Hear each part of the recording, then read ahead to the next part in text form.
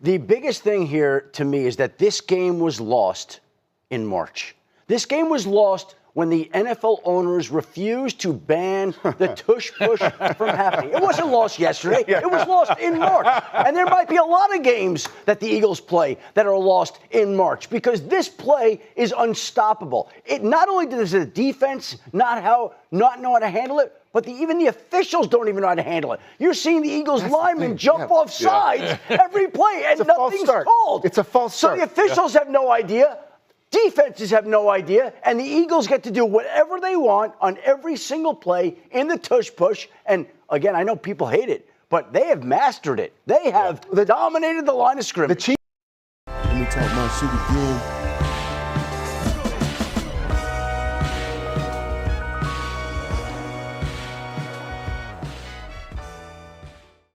What it do? This is the Talk My Shit Again podcast. I'm your humbly hostile host, Cassius Cliff. Obviously, on this episode, we'll be recapping the Week 2 matchup against the Kansas City Chiefs, in which my prediction was pretty close. I predicted 28-17. Obviously, did not go that way. 20-17 victory in Arrowhead. Despite what the offense looked like, and despite what a guy like Adam Schefter said, because this is a guy that's been an NFL insider for a very long time. He's paid to talk about inside scoops when it comes to teams, roster movements, things like that. And he's over here complaining about a play that results in 1 yard, if not 2 yards max. And ultimately, he's complaining because it's unstoppable. Maybe he's a Chiefs fan under wraps, who knows? But dude, you are paid to talk about insider moves. It's almost like a fry cook really trying to give his 2 cents as to why business isn't booming at that fast food chain. Dude, do your job and put the fries in the bag. We don't pay you to give us your opinion. We pay you to do your job. So that, when it comes to Adam Schefter, I really couldn't care less what he had to say. That game was not lost in March. There's several instances that show why this game was lost, and it has nothing to do with the brotherly shove or the tush push. That play put the game away. It didn't win us the game. And when it comes down to what we did to the Chiefs, we did something that no one thought was possible because it never happened before. Not only have the Chiefs not ever started with Pat Mahomes and Andy Reid 0-2 to start off a regular season, they have never lost 3 consecutive games in that entire tenure with those 2 guys. The Eagles have just done that. We have clearly, when you got a guy like Adam Schefter doing extracurriculars, side quests, and talking about a play that does not involve what his scope of his job is, we have reached rarefied air. We're in a different echelon now. We got haters that these people don't even watch football, but they know that it's easy and it's popular to hate on the Eagles right now, especially given the way that the team looks. They cannot fathom and understand how this team is 2-0 despite the lack of a potent offense. But I'm here to tell you, despite the potent offense or despite what you're not seeing on the field, being 2-0 is all that matters.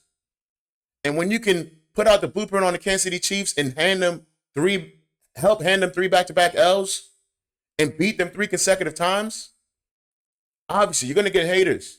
That's what comes with it. People hate when people win constantly, and they hate when they win in a boring fashion. That is us now. And I'm here to tell you, I could not care less, because winning is all that matters. Now, looking at the offense real quick, because there's not much to look at the offense. The offense was anemic and lifeless and really lacking in creativity.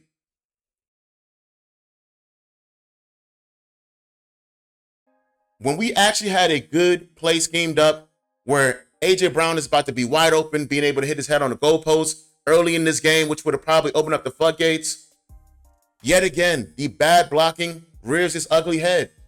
I think when it comes to this offense and the lack of it, the lack of production, first and foremost, I think the blocking is not good. Whether we're running or passing, it's just not up to par for what this offensive line should be doing.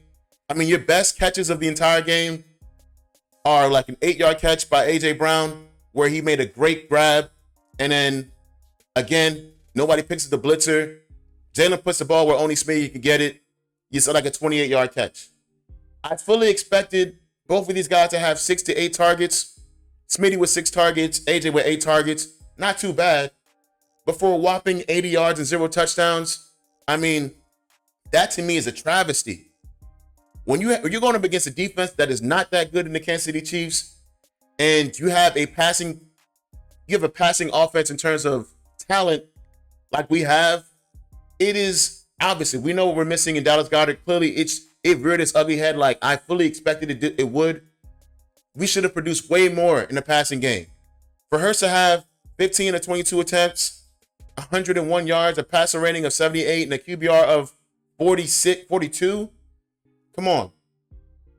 Blocking, play calling by Kevin Patullo, and really the flow of the play calling is just not where it needs to be. And when you don't play in the preseason, I guess you should expect these things. I should have known better, and really a lot of the fans should know better. It took us a little bit of time to get our legs under us last season under Kellen Moore, and with a new OC, we should expect this at this point in time. If these things are still rearing its head in November, December, we're clearly in trouble because we're not going to see the Kansas City Chiefs and the Cowboys every week. That's just not what it is.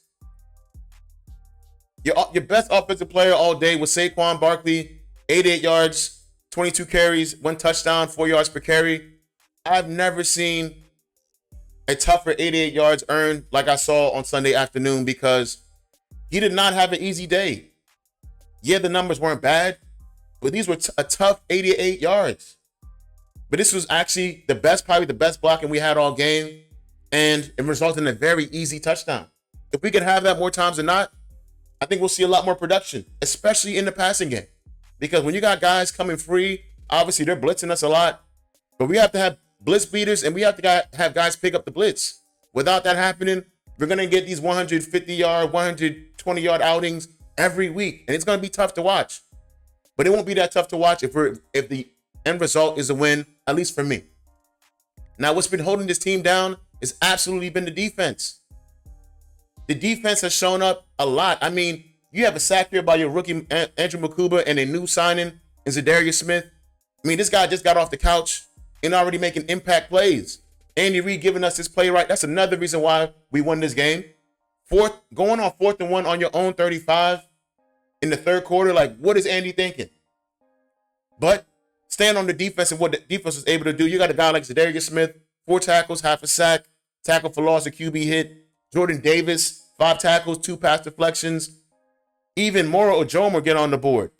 He himself getting a sack and a pass deflection. I mean, the entire D-line is showing up and making plays, and that's really all you can ask for because we knew what it was when it came down to not having a guy like Milton Williams, Josh Sweat, no BG. There's a lot of questions when it came to this defensive line, but these guys are playing and they're making plays.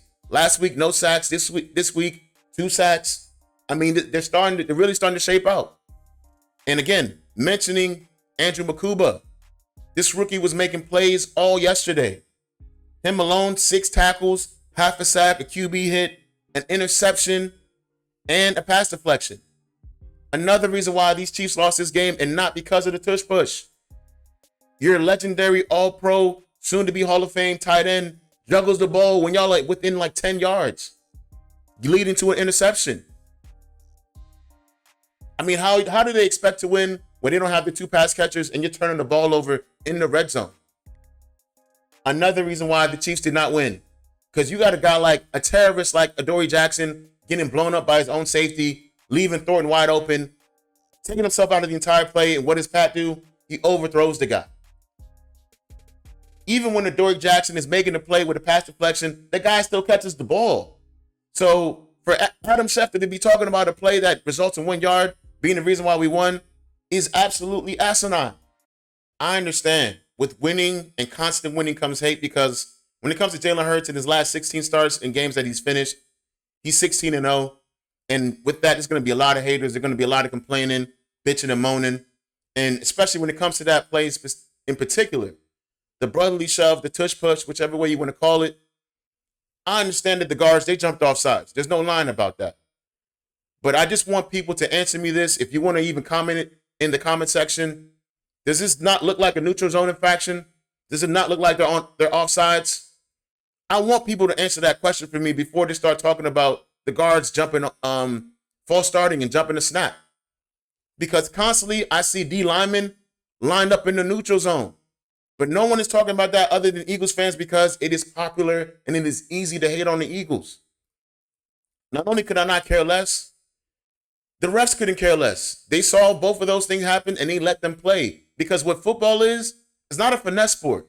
This is not a sport where you should really be whining and bitching and moaning. It is will against will. It's either I'm going to run through you or you're going to stop me. That is how this game is played.